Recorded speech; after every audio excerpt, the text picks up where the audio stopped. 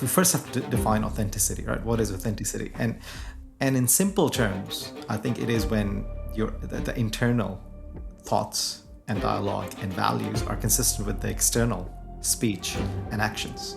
A lot of the time we want to be authentic because we think authenticity is what's admired. And that's a paradox, because we think that'll be admired, or that's what the consumer wants, or it's the buzzword now.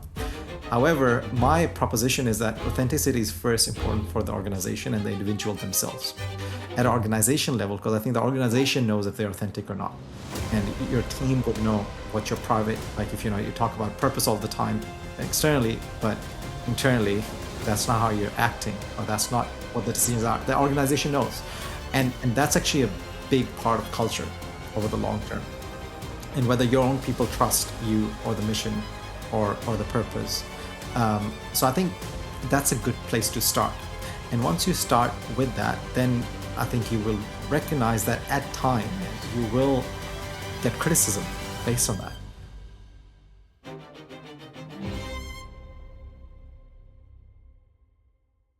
Please give me a minute of your time. If analytics are to be believed, you're more likely to be a listener than a subscriber. No, this isn't a plea for your money, but it is a plea for your support, which can be free. The good news is you're already doing the hard part by taking the time to listen to conversations that are consequential. This show is still being built episode by episode, guest by guest, and your subscription and feedback helps me to determine who to invite, what to ask, so we can ensure that we deliver the most consequential content to you possible. So please, take a moment to subscribe on your platform of choice. Thank you for listening. Now, let's get on with the show. Abdullah Ramay is the Chief Executive Officer of Pablo and Rusty's Coffee Roasters, a name many listeners will recognise from the label on their morning brew, long before they encounter it in a governance context. Under his leadership, Pablo and Rusty's has become one of Australia's most credible purpose-led companies. Not purpose as ornament, nor sustainability as slogan, but as operating discipline. The business is a certified B Corp carbon neutral through Climate Active, and is a proud member of 1% for the Planet, which commits 1% of revenue, that's revenue, not profit, to environmental causes. The commitments are not framed as virtue, they function as constraints. They shape packaging choices, supply chain decisions, capital allocation, and at times, the willingness to disappoint. Abdullah leads in a sector where flavour, margin, agriculture, and environmental impact meet in a single cup. It is easy to preach sustainability in abstraction. It is harder when it risks compromising product integrity. As he put it elsewhere, no one wants a sustainable dishwashing liquid that does not clean, or an ethical coffee that tastes terrible. Core value first, purpose built on top. What distinguishes Abdullah is his insistence that profit and purpose are not moral rivals. Profit, properly understood, is not a dirty word. It is the fuel that keeps the impact engine running. Without it, conviction becomes theatre. With it, purpose can endure. Today's conversation ranges beyond branding into stewardship, how boards weigh impact against return, how leaders decide when authenticity matters more than applause, and what it means to run a commercial enterprise as if it were a long-term trust rather than a quarterly instalment.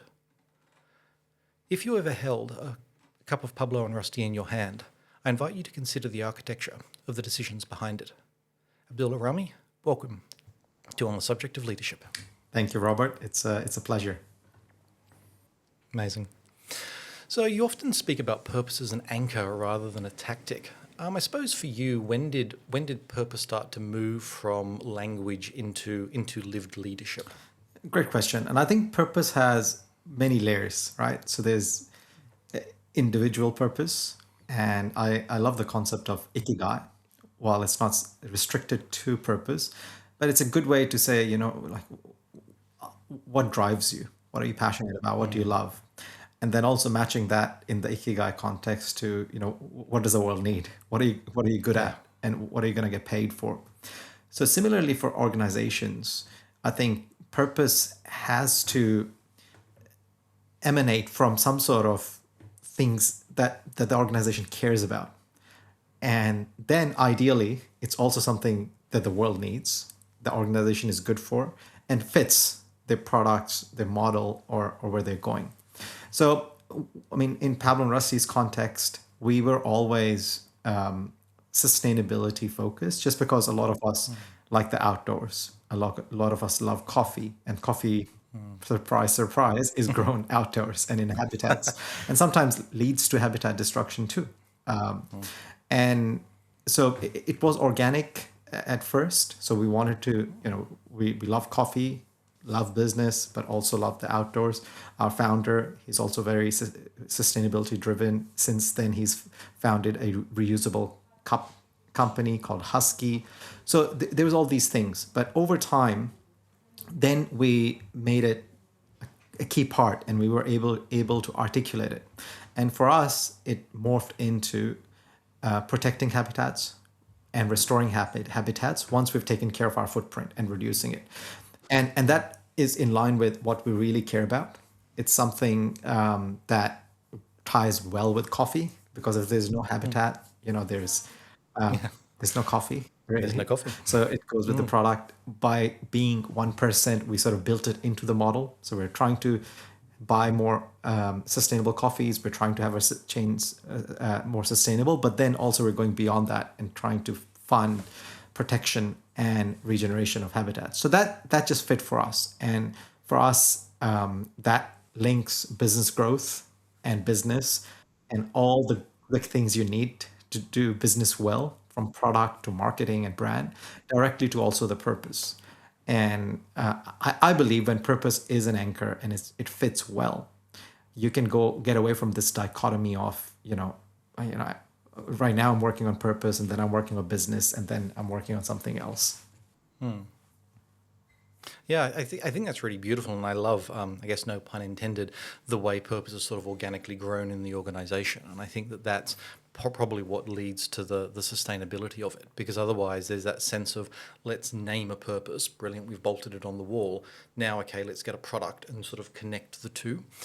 So I think that, yeah, when it sort of organically develops along with the organization itself, that's what really helps that. And I think that Ikigai concept is wonderful for that, because as one of my little hobby horses of late is that too often in organizations we get obsessed on right and wrong answers, winning or losing, and it's about this is the path forward. It's omnidirectional. We're just heading down it, versus the notion of sort of polarities in organizations. It's really a mass of things that often have to coexist. Profit, sustainability, but purpose, and sort of it's not one pole ever wins. It's always how do we keep the maximized upside of each pole while limiting the downside. Definitely. And I gave a talk last year in the beautiful town of Launceston, if you've ever been. But again, it was about purpose, and one of the sections was how do you choose your purpose. So I came up, using Ikigai and a few frameworks, I actually came up with sort of 5 very basic questions, because we often get asked by younger companies, so forth, like, how do you choose it? And our solution to that, or my solution to that, was like, what problems do you deeply care about? Start there, right? You and the leadership team and your people. How does it connect to your product or service or business model? Does it resonate with your customers and stakeholders, right? Can you meaningfully contribute to change? And are you willing to commit to it for 10 years, right? Yeah. Wow. So again, taking the Ikigai concept and saying, if you answer that, I think then you can come up with something that is a lot longer than something very tactical, because it's the flavor of the month. Yeah. Again, no pun intended. And I think that, yeah, I mean, that sort of decade long, or that long-term question is such an interesting one that, I mean, I guess time and again, I see companies not even engaging with. It really is that focus on the current quarter. We're doing OKR planning, what's happening this quarter. It's just that immediate focus. And yes, somewhere in the, back vaults of the business, there's a 3-year or 5-year plan, but it sort of kind of gets brought out every now and then, almost as a bit of a, I suppose I'll use the negative term, a bit of a novelty for the board. They get to do the long-term plan, but then when it actually drops into the organization itself, employees on a daily basis, it's about the weekly WIP meeting, it's about the monthly staff update. And again, it's not really coming back to, but what is this long-term vision or purpose that we're trying to sustain? And I love those questions you had for sort of newer organisations, or perhaps established organisations that perhaps the board or leadership feel they've lost their way a little bit, shall we call it morally, and how are they starting to refine themselves, which I think is so important in a society where people do value both. They want a great tasting cup of coffee, or I guess to use your other analogy, a dishwashing liquid that cleans, but they also do care deeply about, well, what's backing it, and what is this money leading into? Is it leading into coffers that are supporting causes that are fundamentally opposed to me and my lifestyle? Or is it actually an organisation with which I'm aligned, and my consumer need happens to also find a wonderful connection with a commercial prosperity? Definitely. I think you've also, I think in other areas, I've heard you talking about the notion that authenticity is different from being liked.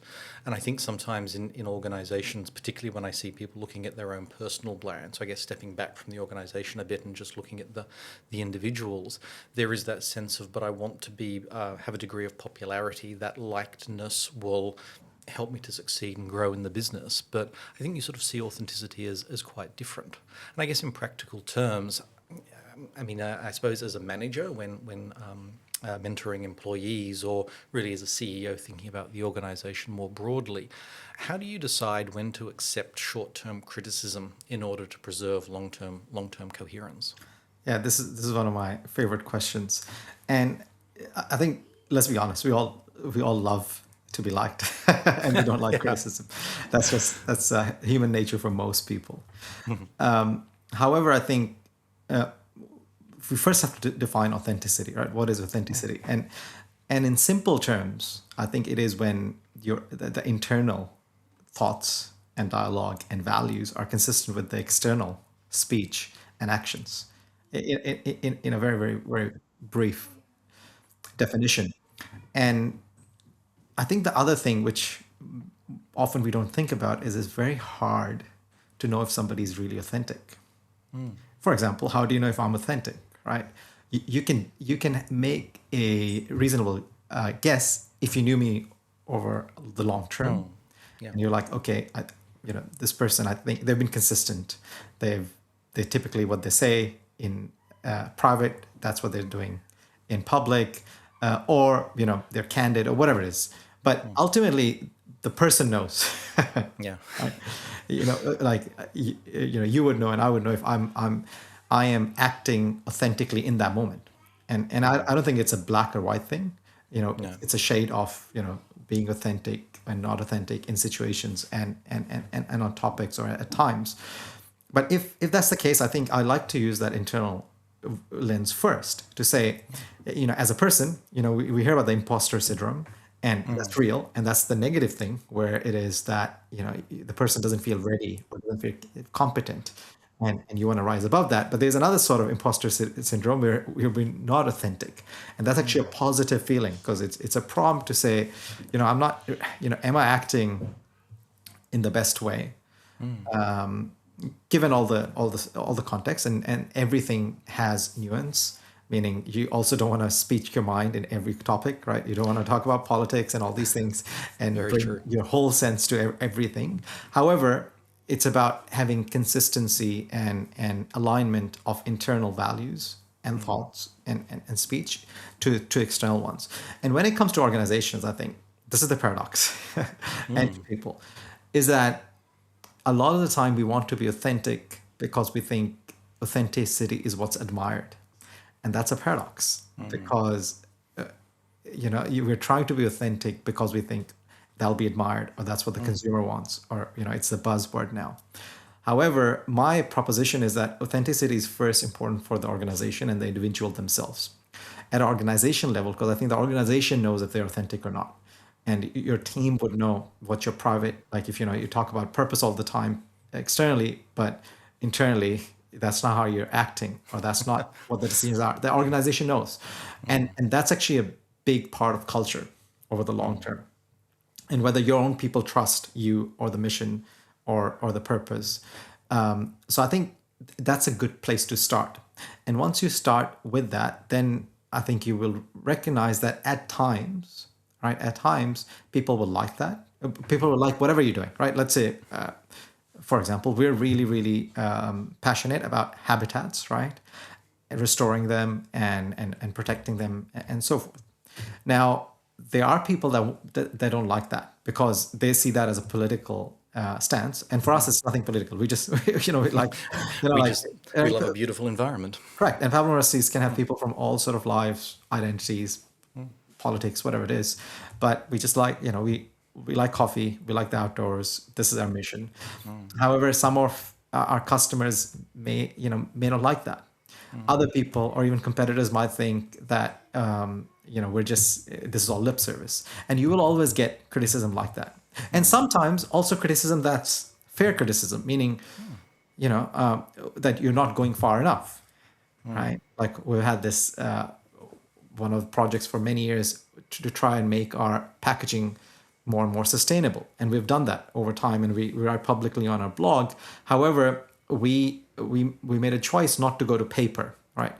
There was a option of going to paper, for example, for our coffee bags, but while that was slightly more sustainable, it ruined product integrity.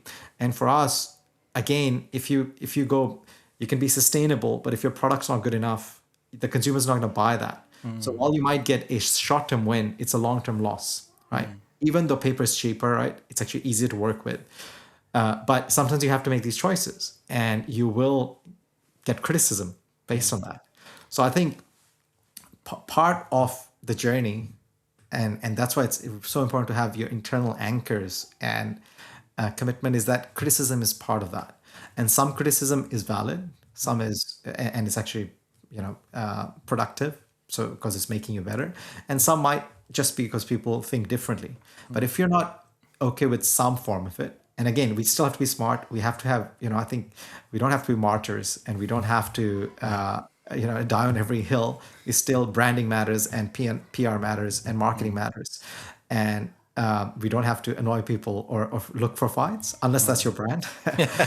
but I think without at times being liked and unliked, I actually don't think you make an authentic brand, because over time people will just see that you as a person or as an organization just go wherever the wind's blowing. Oh, that is so true. And yeah, I agree, unless that is your brand. I always remember the late Christopher Hitchens. I mean, his brand was to be a contrarian. And I'd see him in interviews literally taking a stance that I don't actually think he believed in, but it was just, it created tension. It created the argument. So I think, unless your life mission is to be a contrarian, then yes, you do want to get that connection. And I think, again, picking up on that, the difference between imposter syndrome versus I'm actually being an imposter. I'm making claims. I'm trying to present an external me that is just simply not what I want to do internally. I remember a while ago I met an executive of a health company that will definitely remain nameless. Anyway, he obviously, the health business, very much about, no smoking, watching your weight, living a healthy lifestyle. He was a man that lived on junk food and cigarettes. It was just his everyday. So there was obviously an interesting tension, I think, between the mission of the organization that he led and then his personal lifestyle choices, which I think sort of opens the door to that concept, institutional isomorphism, or in other words, meaning when organizations copy each other to try and gain legitimacy. And you do see, and I think that's probably why some customers do react a little bit negatively if they hear, oh, our business is sustainable. They sort of think, oh, great, another company that's just copying, trying to get on the bandwagon, trying to attract my dollars through marketing about sustainability. But I think that that comes back to that organization or the trait over time. As you rightly pointed out, how do we know when we're being authentic, or how do I know if the person I'm talking to is being authentic?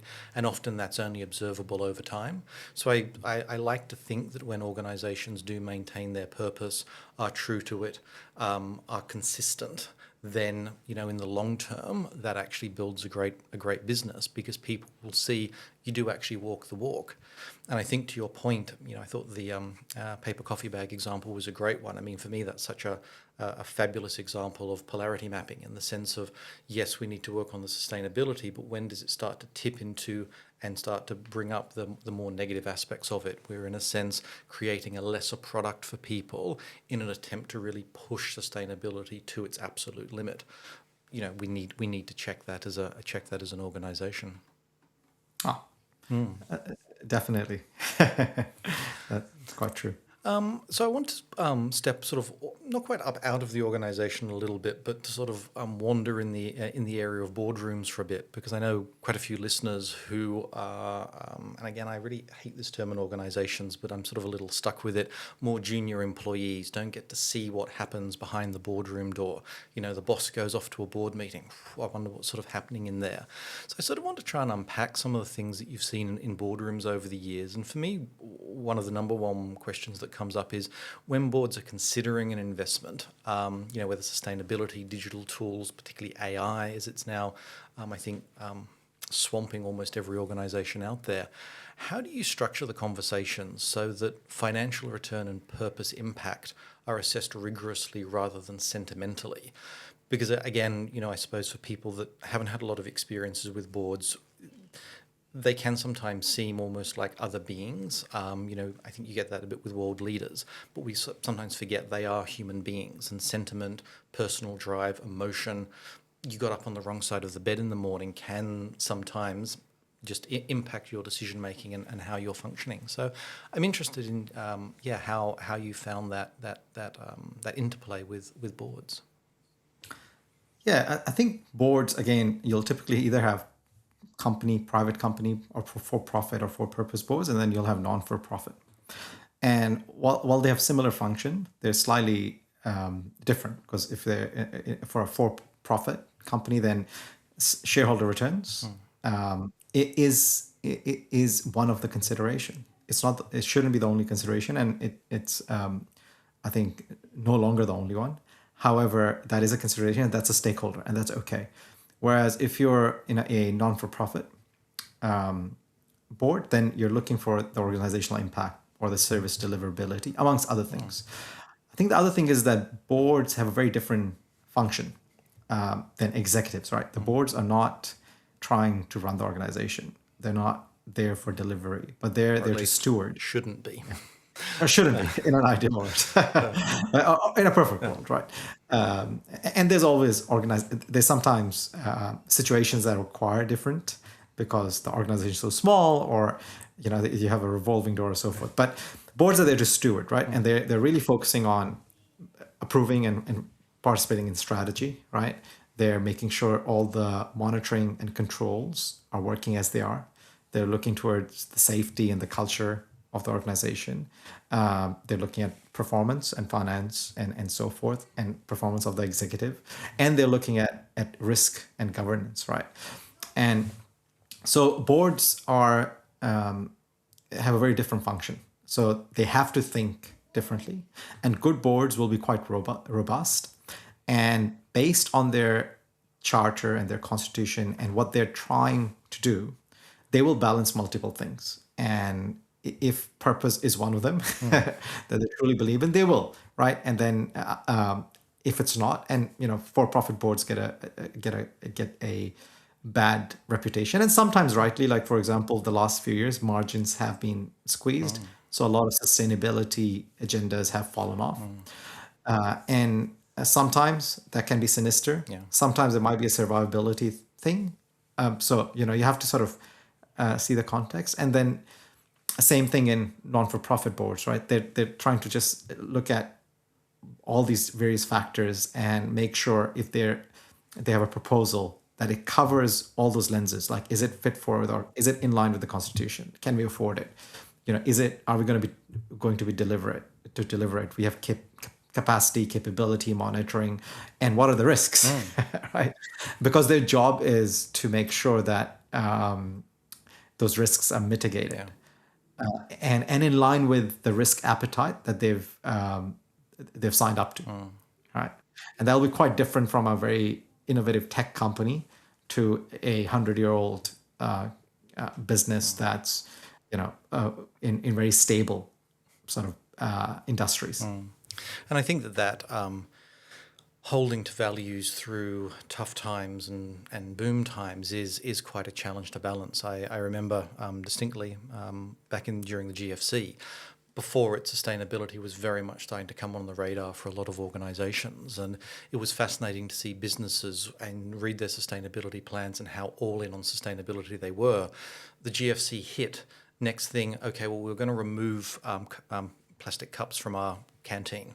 That's the extent of, but hang on a second, I thought we were doing recyclable paper and, the entire gamut of it, carbon neutral, 1 degree commitments, and suddenly that just vanished. And very much this was in the for-profit sector, where it was, well, look, given the GFC, our margin is so squeezed, what are we going to cut? And certainly at the time, I think sustainability and, shall we say, the non-commercial values of the organisation became the first thing to go, which I think certainly comes back to that challenge and that tension for so many boards in that how do they, I guess, the role they play in protecting long-term purpose rather than short-term pressure.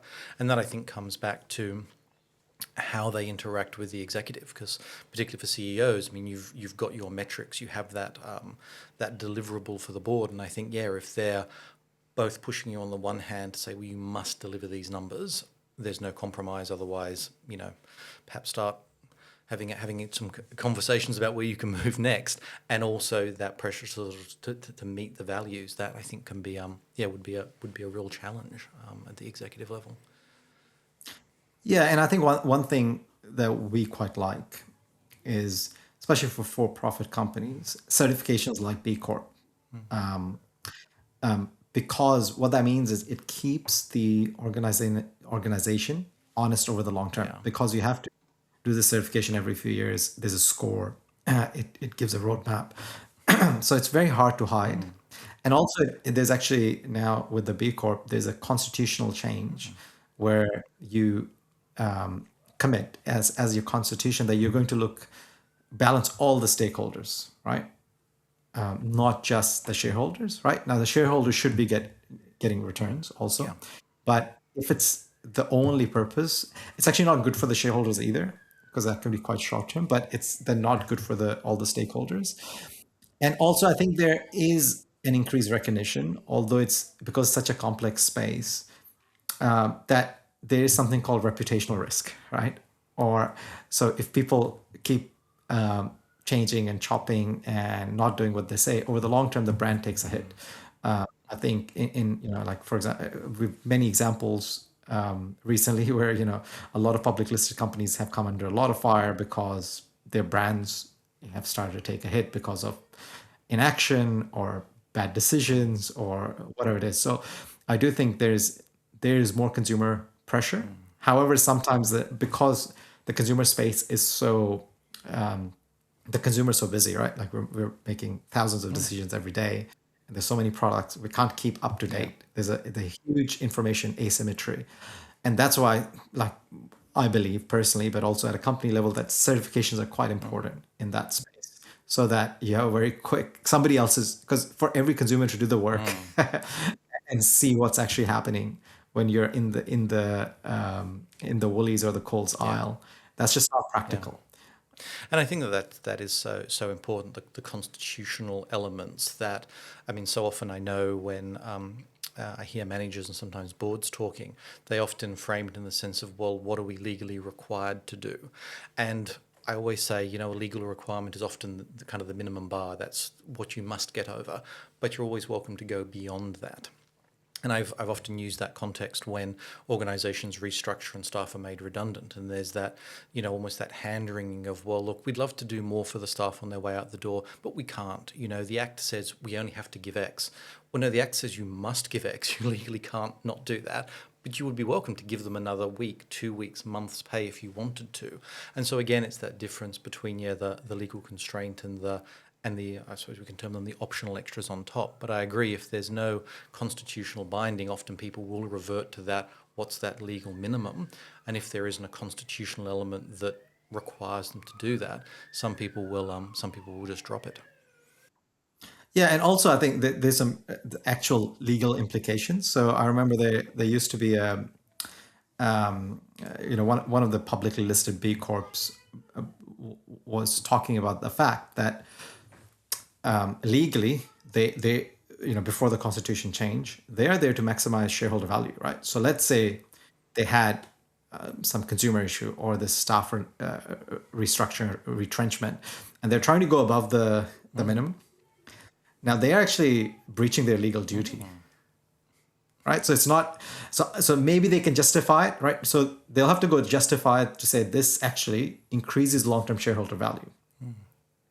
But if the constitutions change, and I think that's why it's really important, and this is where boards come in, because boards are about structure, right? Boards are about structure and governance, and it's understanding boards and constitutions are really important, because I think they also, while a constitution shift itself won't change everything, but having the right boards and right constitutions can lead to a lot of impact, because then all of a sudden, if the constitution changes, now you as an executive have to balance all the stakeholders, right? So in that aspect, you're like, okay, you know what, I may go above, because it's better for our reputation as an employer. It maybe even increases our long-term shareholder value, but also our team members, our employees are a stakeholder here. So their benefits also matter. And I think, again, so I think there's a lot that can be done there. And also, with boards, there is a push. Obviously, it takes a lot of time to have diverse view sets, diverse lived experiences, diverse skill sets, right, on boards, so that there's robust debates about these things, right? So that it's not a group thing. It's not everyone just thinking the same way and agreeing to the same things. And I think that group think is sort of interesting, because I've often seen initiatives in organisations stall because no one knows who can sign off on it. No one knows who can say yes. And so almost the default decision in the room becomes, well, let's kick it to somebody else. Often an executive, if there isn't one in the room, if there is, it goes to the CEO, then it becomes, oh, well, we'll talk to the board about it. And I guess time elapses and sometimes the decision gets lost. So I think that sort of always raises that interesting question about delegations in organisations and how they're structured, so that decision rights and purpose remains disciplined rather than just becoming diffused through, I guess we can term it collective irresponsibility. How I guess as a leader have you helped to keep that discipline within the organisation and structure decision rights accordingly? Yeah, I mean, first of all, I think it is important to recognize that it is hard. Yeah. It's hard because at one end we live in a increasingly what they call VUCA world, right? Volatile, uncertain, complex, ambiguous. And on the other hand, there's just a lot to do. There's a lot of things to do, right? Like, for example, all of a sudden now, supply chains might be upended. There might be cost pressures. There might be new legislation or staffing legislation or something coming in. There might be new consumer trends. Then there's all this tech, and there's tech coming in. So there's actually a lot to do. And so the first thing is it comes to prioritization and focus. And a key skill for organizations is to constantly review their priorities and help each other align on priorities. However, coming to your question, I think having very clear delegations. Once you have priorities, and focus is important, because delegations won't help you if you can't prioritize and focus on the right things. Because you can't do everything in an organization, right? So some things have to be said no to. But then having delegations and making sure it's clear that what decision who can make, and also then cascading that down. Like we're a small, reasonably flat organization, but there's a lot of things that we're really, really pedantic about making sure people know what their scope of authority is and encouraging them to make those decisions. And sometimes, like, if there's a decision that somebody that reports to me sits in their remit, I would be like, make the decision, right? Like, you don't need to talk to me unless you need to, unless you want to, right? Because if you've done the process, and we teach people, a lot of frameworks around how to make decisions, how to run projects well, so forth. And also whether it's, I like the framework that Jeff Bezos and some others have used of one-way decisions, two-way decisions, and risk. So it's important to teach everyone, because there's no point saying, hey, go make decisions, if you're not teaching the frameworks around decisions. There's another great book called Decisive, right? Again, they have a framework. So there's a few of these frameworks, but then empowering people, because it's actually really important that the organization is making decisions, right? And the word decide is that it comes from like deciding or choosing comes from this idea of cutting. So you're choosing one thing and you're saying no to a thousand other things, and that's linked to focus. So we are very pedantic about that, and we're also very honest that listen, we're trying to get 7 to 8 out of 10 decisions right. As long as we know what type of decision it is, there's some decisions that take a lot of thinking, and they need the leadership and the board involved, because either the quantum of the decision or the impact of the decision or risks, reputational or operational, are huge, and they need to take time. Then there's other decisions that either are two-way decisions, meaning they can be undone, or they're reasonably well bound and well understood. So if you're not making decisions there, the organization's actually not moving forward. And part of that is teaching, doing delegations, teaching decisions, but also be okay with actually knowing that you'll get some things wrong, because we don't have perfect information.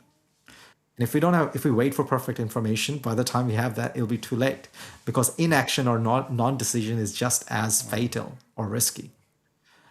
So it's definitely, I think it's a key cultural and skill set that has to be built. We don't get it right all the time because there's just so much to do. However, I think through delegations, through teaching, through having right scopes and organizational alignments, and the famous words that Steve Jobs once said, that mistakes will be made, but at least decisions are getting made. This is one of the reasons I love talking to you, because I find what starts as a bit of a almost mundane question just unpacks into a little universe. Because here we've just sort of talked on notions of almost going in reverse order. Psychological safety, do a team feel set up? It's all fine and well to say, look, you make the decision.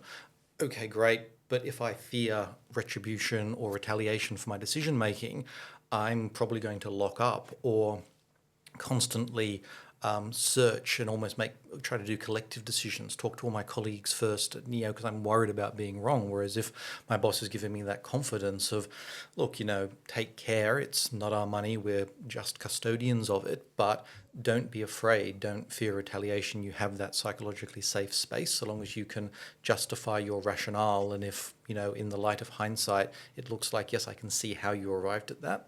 Mistakes do happen. I think that's so critical. And I also loved your comment about priorities and about the notion of decision-making frameworks. I gave a seminar for the Royal North Shore a few weeks ago, and one of the things that managers were saying to me is this is something that we've lacked. People to come in and talk about management, to talk about leadership, because we are clinical experts. We've become quite brilliant at, in this case, obstetrics. But just because we're so good at obstetrics doesn't necessarily mean we can manage a budget, a team, or a department. But we've just been given this responsibility, and then no one's really given us a framework for how decisions work. And I think sometimes we can intuitively think about, and I do love that Jeff Bezos concept of the sort of one-way or two-way decision process. Can we back it out? But yeah, I sort of definitely think if it's reversible, if it's not a systemic or existential risk to the organisation if we get it wrong, then that empowerment through prioritisation, I think, is a wonderful wonderful analogy for how people approach it. Because to your point, I think even in very big organisations, there is that push to becoming lean. And certainly I know in my career I've worked for very, very small businesses, think 5 or 6 people. And I've also worked for organisations with tens, actually hundreds of thousands of employees globally. But even in those very big businesses, I found at a team level, it is still so lean. I'm having to wear 3 or 4 different hats because for profitability, they want to save a wage or two. So in this case, let's pop it on Robert. He'll get it sorted. Don't worry about it. But there is that challenge of my day is locked to 24 hours. I can be the most brilliant, capable person on the planet, but I don't have time to get to all these things. So my day inevitably becomes a triage list. And if my boss, if the board haven't appropriately prioritized, coming back to things like sustainability, those aspects of my role, I will always defer them to what is a higher priority and what can I get to. Yeah, and I think that there's a couple of themes that jump out there. One is coming back to boards. One thing boards have to do is resource allocation, right? So everyone loves talking about strategy, but strategy, even if you do it well, not a lot of people do it well.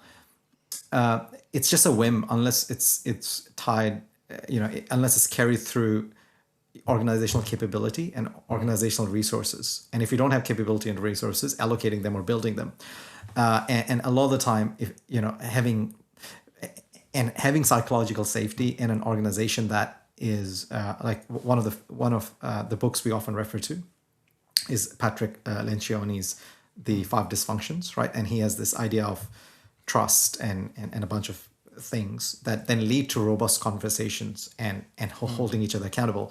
But if you don't have that, then you're not going to have really critical conversations around, do we have resources? What are the priorities, right? The board priorities are this, the executive is saying this, right?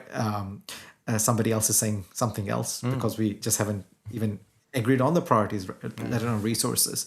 So I think that's quite important. I think there's another aspect to it, and this comes back to the change. And I think, again, I do think like there's a real thing as leadership burnout, and because a lot of people, a lot of my friends are leaders, and what's happening is that the amount of change, the pace of change is very fast, right? Because we don't just have tech change, we don't have societal change, we don't have geopolitical change. We have a lot of these in a very, very quick time, plus consumer change. And I think one thing that is changing is what work looks like. And I actually wrote a little memo for our team a couple of years back, just because we're experiencing the same thing in the sense that what we call it is cross-skilling, right? And the reason is that because there's so much change, if there's external change, by necessity, there has to be internal change to meet it, whether we like it or not. Because if we don't change and other people change, we will have change forced upon us one way or the other. If the consumer is changing, if all these things are changing, and I think what that means for work is a few things, right? So one is that the idea that I have of set roles and job descriptions that don't change, I think that's gone. Whether you're executive or somebody, like even if you have a very specialized role, even within that, whatever you're doing, new technology, new tools, new ways of work will be coming in. And like I think it's more about how quickly, right? Some really on the bleeding edge roles, we think change every 2 to 3 years, and smaller ones might change 5 to 7 years. Meaning, what you were doing 3 years ago or 5 years ago might look completely different.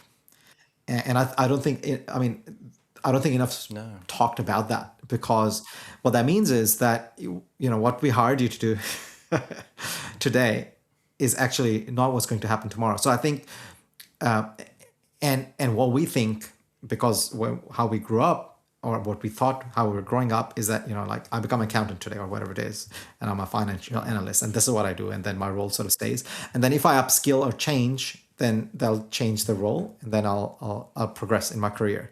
But now what's happening is change is part or parcel of what the role is, right? So it's not going above and beyond. It's actually part of what it is. And I actually, so also what that has downstream impacts on how we hire, how we train, how we reskill, and also for organizations actually like not all organizations, but for us, for example, cross-skilling, meaning if we can all do a little bit of everything, not everything, but if we can all do one other thing or two other things, that means because our external environment is changing in unpredictable ways, where there's a need, we can go and resource that. And when the need changes, we can come back, versus having permanent resourcing in all these areas that might only last for 6 to 12 months. And then it has downstream impact on how we reward, right? So if that hypothesis is true, then it's not just about your skill set; it's also about your ability to learn and relearn and cross skill. Yeah, that becomes really valuable. So, anyways, again, this is probably not the topic, but it goes back to leadership, because I think just like decision teaching and all these teaching, it's an active role.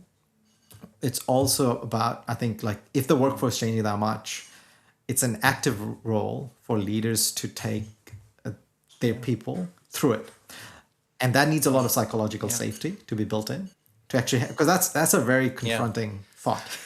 And Right? and look, I mean, I'd certainly So, say yeah. I think you've done that wonderful thing of getting to the real question or getting to the real problem. I often think organisations, it's not so much if they're failing, it's not because they're giving bad answers. It's just they're asking the wrong question. They're answering the question very well. It's just the wrong question for the market, for their organisational position, their maturity.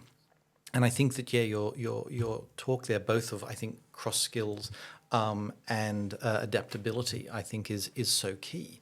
I mean, looking at cross skilling, I mean, I think that's when you start to actually create a true organization rather than just a whole series of people that happen to be employed, because it's what is our ability to work as a unit. And in a sense, if I don't have some understanding of my colleague's role, however minimal, then I can't best position the work that I do to be truly organizational. It's just I do this thing and then flick it off and I have no idea what happens to it. But do I need to do my work thinking a critical path a little bit earlier? Do I need to change the quality of it?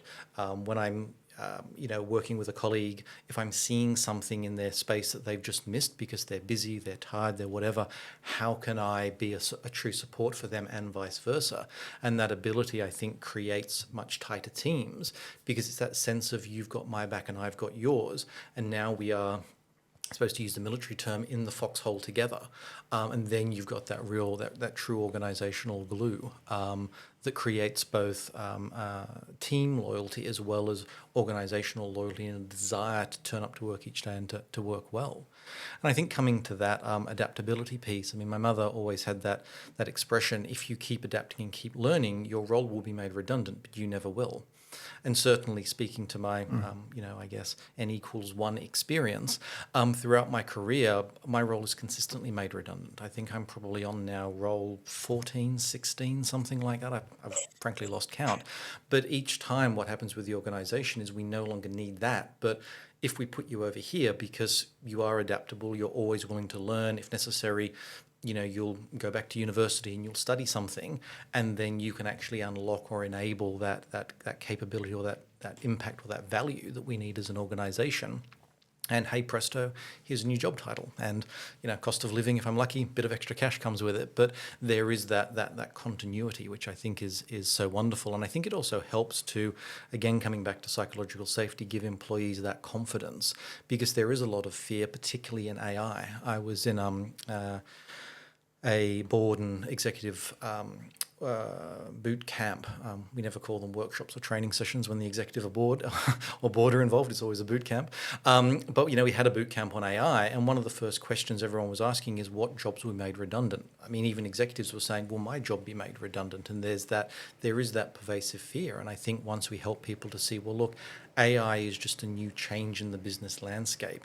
Be adaptable, get a basic understanding of prompts, see how AI can come into your workflow, not used as, I guess, an alternative to a Google search, but actually as an agent, or the sort of the almost like identical versions of us. People often say, "I'd like to clone myself." Not quite there yet. I'm not sure if I'd want to be there yet, but the agents can start to come in and assist with that volume problem that we face in lean organizations. So no, I think I'll come back to. I think you've really got to the heart of the challenges of how do you create the sustainability, and a lot of that comes to how are your staff coming to the problems each time.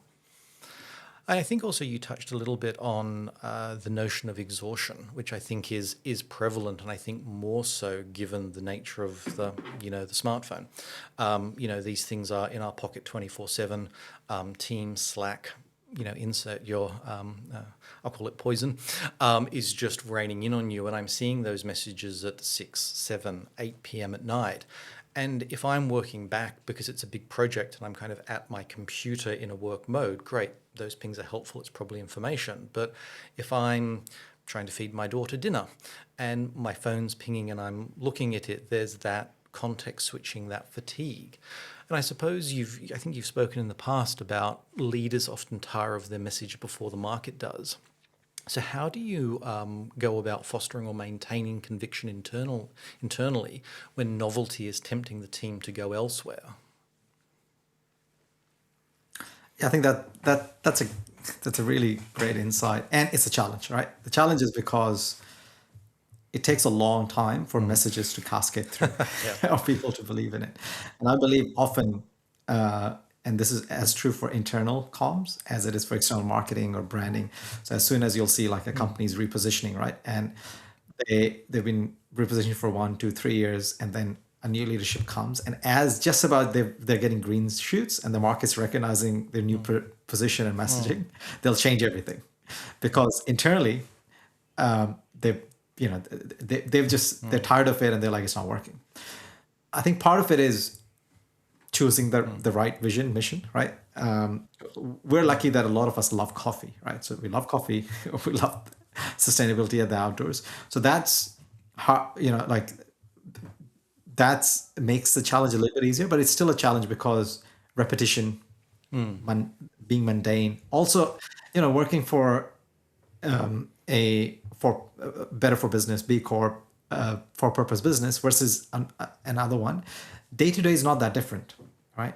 Hopefully the people are a bit nicer. Like we want this to be the best job people have had, but ultimately, like if you're packing bags, you're writing some document, you're writing some document, you're having a hard negotiation, you're having a hard negotiation, right? And I often tell this to people that are looking to join Pablo Rusty to say, the day to day is like it's not going to be the birds are singing and you have a rainbow and like Coffee in hand, smiling, like skipping around. All right. Even though sometimes we are doing that, but the thing is, Simon Sinek has this analogy that there's two bricklayers laying brick, and you go ask one what they're doing. I'm laying some brick, and the other one says I'm building a cathedral. So leaders, I think, have to remind themselves and others of what they're doing, and constantly to do that in a genuine way. And then there's a lot of elements how to do it, right? Because again, you can say that, right, and that's easy. And over time, I've spent a lot of time thinking about it. And some things that help is sharing the right wins, right? So when you make impact or that's in line with your value, sharing it like on a team chat or through celebrating and so forth. Positive reinforcement, changing the message, repeating the message, sharing the impact, and also at a personal level. Like I often, we do a quarterly sort of review anyways, so we sort of use that to sit and celebrate the achievements and what we've done, and people often. It's a good way to reflect and remind to say, okay, yeah, we actually didn't feel like we did a lot in that quarter. We did all this.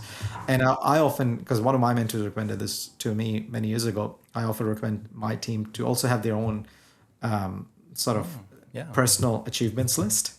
Because especially executives, right? A lot of the time, especially our leaders, team leaders, in this, I think we have to just recognize that the pace of change is a lot, and that's not going to change. Because a lot of the time, the idea is, oh, okay, maybe we'll grow, and then we'll get some more people, and then the pace will change. And so the reality is it won't. It just won't, right? Because it's more complex. So then it's like, how do we manage it, though, right? So we have to get better at managing it, both from a point of view of resilience, right? Both a point of view of resting, both point of view of figuring out, are you a segmenter or integrator, and what works best for you, making sure you are not burning out, right? How are we managing it through prioritization, through all these things, and having, a lot of the time people feel like they are they're not moving forward because they're just working really hard. But when they reflect and actually look at the things they've achieved, they're like, oh wait, like I actually did all that, right? Or I learned these new skills. Because there's this great book called Mastery. It's a very old book, but one of the insights it has is that growth doesn't look like a linear line up. It's actually made of short bursts and plateaus, right? Long plateaus. So when we're stuck in that plateau as an organization, right, as people, it's tough. It's not good, like, because you're working hard and you feel like you're not doing anything, and a lot of people may want to throw in the towel. So there's not one answer, but I think that there's a lot of small things to do. But first is to recognize and have empathy, right? Like it's a real thing, and being involved with boards and so forth, because there's so much change, there's a lot of change fatigue. There's a lot of things, and the reality, and also like I believe in not worrying, having strong teams and having high levels of trust where you can say the truth, what you think is objective truth, without worrying about how people are going to take it. Because I think if you can't, to your point, if you can't discuss what you see the problem is, you can't get to a solution. So I like my personal view is that it's actually not going to slow down. It's actually going to speed up. Right. So if that's the case, then we have to work back and say, okay, how do we actually now have to manage find that? path, because I as I go around organizations and talk to leaders, and here I'm using leaders not in the I'm a line manager, I have positional authority. I'm meaning people in the business that just step up. You might have no direct reports, but people turn to you because it makes sense to listen to you. As I talk to leaders, I'm definitely hearing the burnout, and I'm also hearing I think a sense of desperation. And that's why I think so many people like to latch on to, well, what will be my solve? And in some companies, it's a headcount obsession. There's too much work, not enough time. We need to hire another 10 people, 20 people, whatever it is. And they keep coming back to that almost as though, but that's the only solution I can think up because I'm just so flat out. And the idea that, yeah, but even if we were to hire another 20 people, the organization will just change. The team will change, your role will change, and your busyness, as you point out, or should I say, again, I'm always nervous about business and organizations, but the responsibilities that you hold as an employee aren't going to drop back. You're not suddenly going to find yourself with 3-4 hours a day just spare to think because we've hired extra people. The work itself will change, and the tempo, if anything, will start to tick up a little bit more because we realize we can actually achieve a lot more. So we just, as we do, push the needle on impact to be generated. And so I think, yeah, unless people can find a more, to come back to the theme sustainability, unless they can find a more sustainable way to live as employees, and that's why I've never really liked the, workplace separation, because it is all just life. How do I function in my day to day, and what other levers can I start pulling? For example, smarter ways of working, being more organized. I'm not going to use draft emails as a task list. I'll actually get a proper task list involved. Basics like that really can make such a difference to the stress levels. And I think I agree with your point, help with the burnout. And I suppose as we sort of start to wrap up, I'd almost like to flip that problem on its head a little bit. How do we take people, and I guess, the old burning platform, they're not burning out on the problem, it's actually the reverse. They simply won't let that way of working or that initiative go, even though as a business we're moving on. And I think you often see that writ most large, perhaps in the technology space, organizations moving onto the cloud or now moving into AI. And so how I guess, have you, how do you reposition the change so that people do have that willingness to let go of the job they're comfortable with to start to do the one that they need to do? Yeah, I think, again, Yeah. we're still finding our way in this space because it's, that amount of change is hard. But I think it starts with an honest conversation. As I said, we've been having this conversation for a few years now that all of our jobs are changing. Number two is having some help and guidance and leadership to say, okay, these are the skills, this is how it's changing, why it's good for not just the company and for you.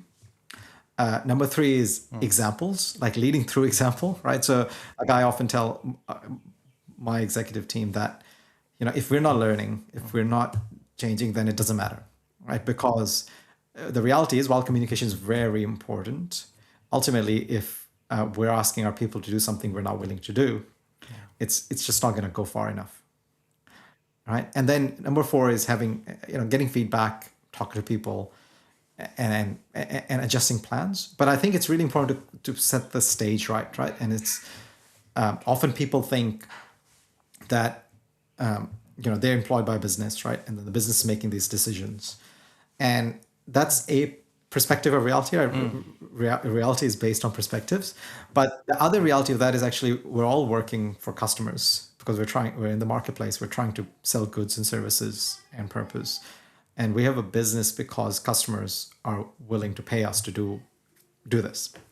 And as the market is shifting, our roles and the customer needs are shifting. And that's why we're shifting, right? So we're not shifting because, you know, the board or the executive decided, hey, you know what, let's do it. Sometimes that happens too, right? Don't get me wrong. But I think if you have an open conversation, and then actually taking people on a journey and having their opinions too. So, hey, these are the shifts we think, and we think these are the implications. What do you think? To having them actually part of that solution and part of that conversation.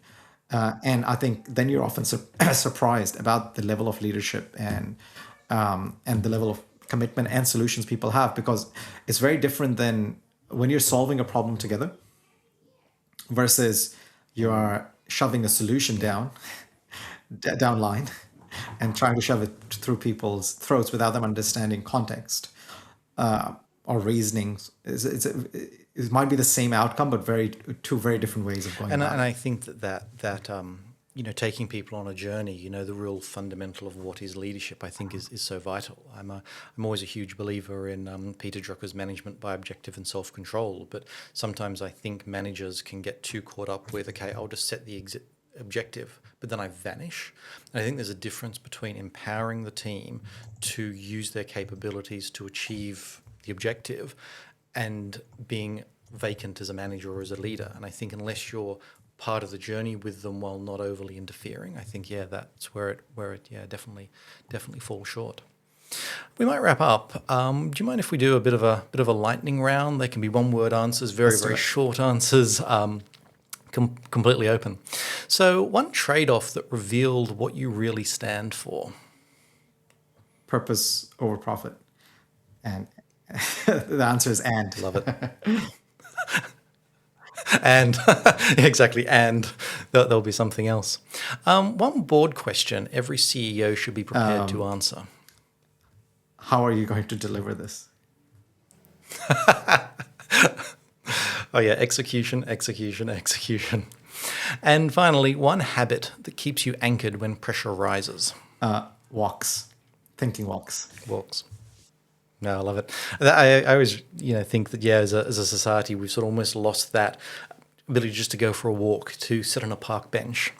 So I always think that's a really wonderful way to get the decompression.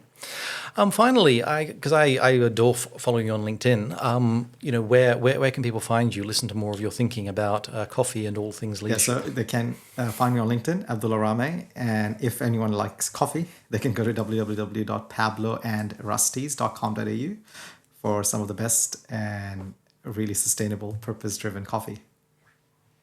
Amazing, and I do love a cup of it. Abdullah Ramay, thank you very much for your leadership. Good night and good luck. Thanks, Robert.